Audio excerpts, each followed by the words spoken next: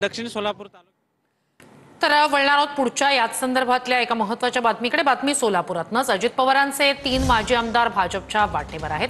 अजित पवारांची राष्ट्रवादी यामुळे सतर्क झाली।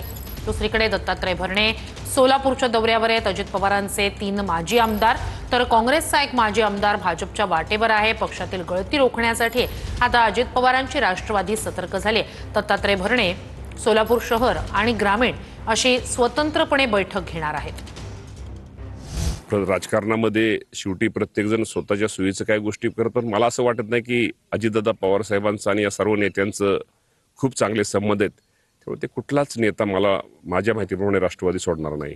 आणि बाबा आपल्या जिल्ह्यामध्ये काय केलं पाहिजे, आपल्या शहरामध्ये काय केलं पाहिजे, कसं आपल्याला झेडपीच्या निवडणुकीसाठी पंचायत निवडणूक कसं पुढे गेलं पाहिजे, आपल्याला नगरपालिकेच्या महानगरपालिकेच्या निवडणुकीसाठी कसं पुढे गेलं पाहिजे, हा फक्त आम्ही त्यांचं मत जाणून घेणार आहे। आणि आमचा हा अहवाल त्यांचं स्वतःचं तिथलं वैयक्तिक शेवटी ते ग्राउंडवर काम करतात, त्या भागातले काम करतात, त्या सगळ्यांचं मत लक्षात घेऊन तो अहवाल तयार करून आम्ही मंगळवारी पक्षश्रेष्ठीकडे देणार। भारतीय जनता पक्षामध्ये संदर्भात एक फार मोठी म्हण आहे, ऐसा कोई सगा नहीं जिसको भाजपा ने ठगा नहीं, ऐसा कोई सगा नहीं जिसको बीजेपी ने ठगा नहीं। अजित पवार तो त्याच्यासमोर की झाड की मुली आहे।